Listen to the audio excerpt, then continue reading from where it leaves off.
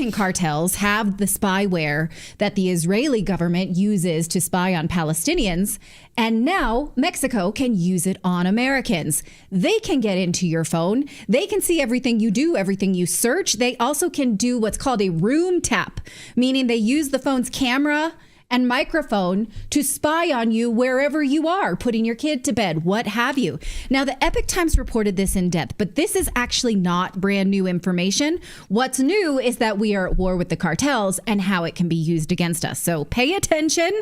It's called Pegasus, and it can get into your phone even if you don't click. It's called no-click malware because you don't have to click a link to get it. And it can detect when it's draining your battery and then pause itself so you don't know that it's there. This is terrifying. Now, to be clear, absolutely clear about Pegasus, it was developed by an Israeli firm called the NSO Group, not the Israeli government themselves. Israel has never admitted to use it, but it was found on Palestinian officials' phones since at least 2021. Now, Israel never confirmed or denied that, but NSO, the software group that owns it, says that whenever they want to make a sale of their software, they have to get it approved by the Israeli Ministry of Defense. For every time someone wants the horn, the software Pegasus has similar magical abilities because it can jump digital boundaries. It was developed when governments realized that a wiretap would no longer work because of encryption. So they need to hack your phone, the phone itself, not the data transfer. Now, this was reported by the author Nicole Perlroth from the New York Times. She was the one who covered the Edward Snowden leaks when they broke. And she reported it in the New York Times in 2016. I want to refer to her reporting because I think she does a good job of saying exactly what this does in this book. So let's talk about it. And again, hold on to your butts. Now, she says that by hacking the endpoints of the communication, the phone itself, NSO can access data before it was encrypted on the device. Now, these two people, Julio and Levy, they pitched this as not remote access technology, but instead now government surveillance. And they called it Pegasus, like the mythical winged horse it was named for because it can do the impossible, capture vast amounts of previously inaccessible data, phone calls, text messages, email, contacts, calendar appointments, GPS location, Facebook, WhatsApp, and Skype without leaving a trace. And it can do what NSO calls a room tap, gather sounds and snapshots in and around the room using the phone's microphone and video camera. And it can deny targets access to certain websites and applications and grab screenshots off their phone. It can record your every search and browsing activity. And one of the biggest selling points is that it's battery conscious, which means that when you have spyware, you notice your phone is beginning to be drained. The battery starts to go down. But Pegasus can see when it's killing your battery life, shut itself down, and then wait for the target to connect to Wi-Fi so it can keep spying on you. Now, they say that NSO had already sold it, now look here, to two eager customers, Mexico and the UAE. And they are now also offering it to other governments in Europe and the Middle East. She says that also the Italians are scurrying to protect as many people from NSO as possible. And longtime clients in Mexico and the Gulf threaten to take their business to do business with the Israelis. Mexico and the UAE. So someone in Mexico has had this at least since 2016, and the Trump and the Biden White House knew it, right? So who in Mexico would need this? Well, there was a journalist that was killed in 2017 who was an investigative journalist who was going after the cartels, and you had the shady Mexican leaders in Mexico who specifically made the deal with NSO Group, got the software, and were able to facilitate giving this so they could target journalists and go after cartel opposition. Well, NSO had told her, the reporter, that 3 Mexican government agencies had it, and accordingly they are the country's Center for Investigation and National Security and Attorney General Office and its Department of Defense.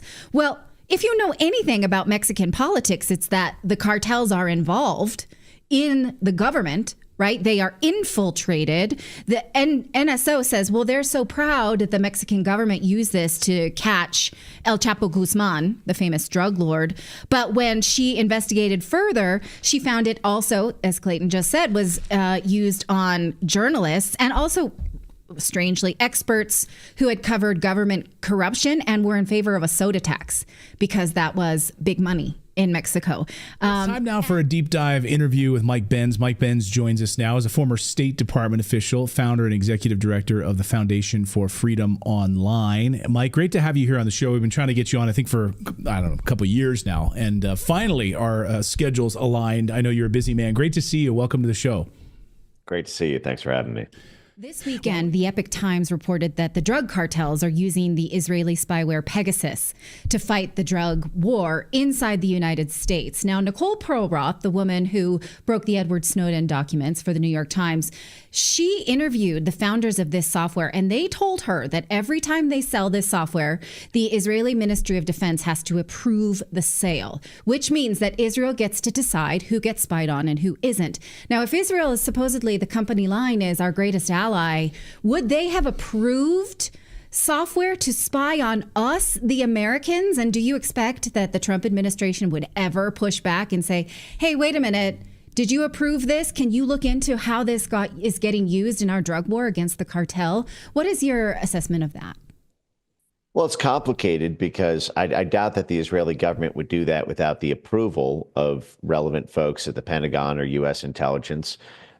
It's unclear who would be the senior versus junior partner in that U.S.-Israeli setup. The fact is most of U.S. intelligence, when we do spycraft work, it runs through cyber systems from Unit 8200 or from the Israeli tech and surveillance sphere.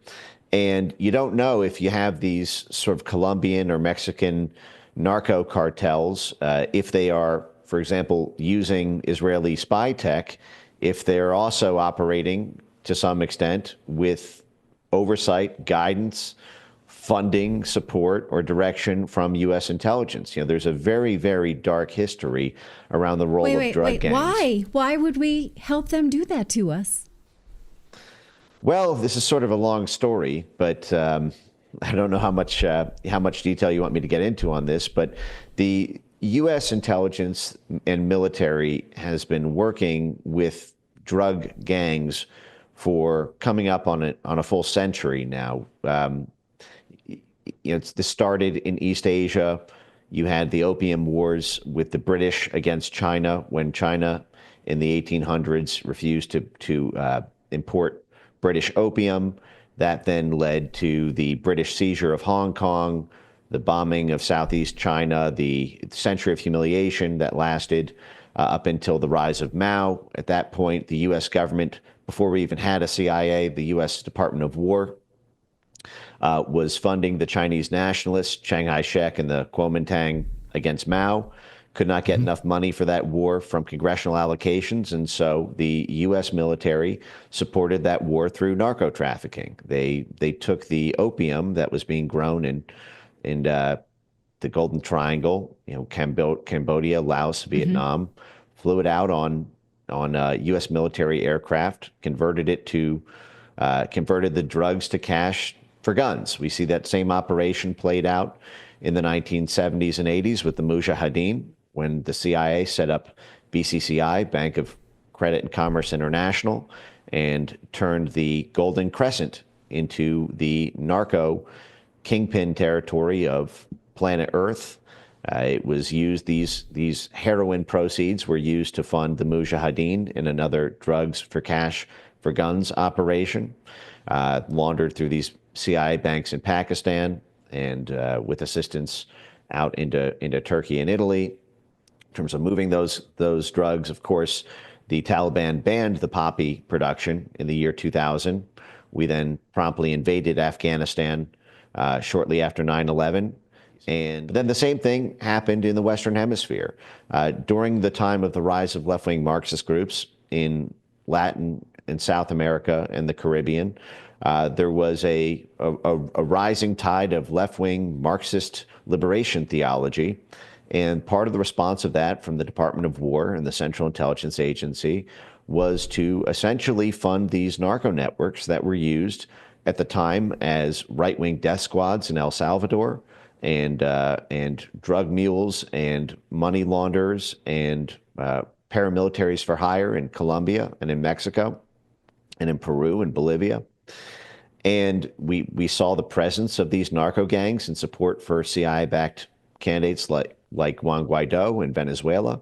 The fact is these narco networks serve as paramilitary muscle for U.S. statecraft in the Western Hemisphere. Antonio Correa, y sobre eso quiero detenerme porque haciendo el estudio, el análisis, Pegasus aparece también en México, gobierno progresista.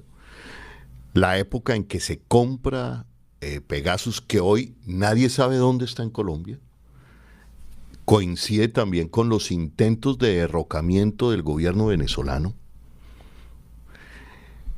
coincide también con el paro nacional en Colombia, y según lo interpreto, Pegasus también estaría operando contra gobiernos progresistas, inclusive contra Venezuela. Y México, por supuesto que sí, está confirmado, y hoy yo creo que aquí debe existir urgente la información compartida entre los países hermanos para que podamos determinar quién fue la persona y cuál fue la entidad que fue a llevar los 11 millones de dólares en transacción financiera y en efectivo a Israel. Porque es que ucranianos y occidentales revelaron que Washington apoyó a Kiev por motivaciones no solo geopolíticas, sino también vengativas. Una revancha, dice el artículo, en una larga historia de guerras indirectas entre Estados Unidos y Rusia. Vietnam en la década de los 60, Afganistán en 1980, Siria 3 décadas después. El centro de su colaboración de inteligencia, estrategia, planificación y tecnología fue en Wiesbaden, Alemania, donde Estados Unidos tiene una guarnición de su ejército. Los oficiales estadounidenses y ucranianos seleccionaban juntos los objetivos rusos. Entre los ataques en los que participó Estados Unidos están los bombardeos contra Crimea que asesinaron a civiles. Occidente tenía cierto poder sobre las Fuerzas Armadas de Ucrania hasta el punto de que el exsecretario de Defensa del Reino Unido, Ben Wallace, exigió a los ucranianos expulsar al comandante de campo, el mayor general Andrei Kovalchuk. Operaciones clandestinas que previamente había prohibido. Se enviaron asesores militares estadounidenses a Kiev y posteriormente se les permitió acercarse a los combates. La Casa Blanca también quebrantó su palabra sobre los ataques con misiles estadounidenses de largo alcance, pero discrepaban con el gobierno de Zelensky sobre qué objetivos bombardear. Mientras que los estadounidenses se centraban en objetivos mesurados y alcanzables, veían a los ucranianos como si estuvieran buscando la gran victoria. El premio...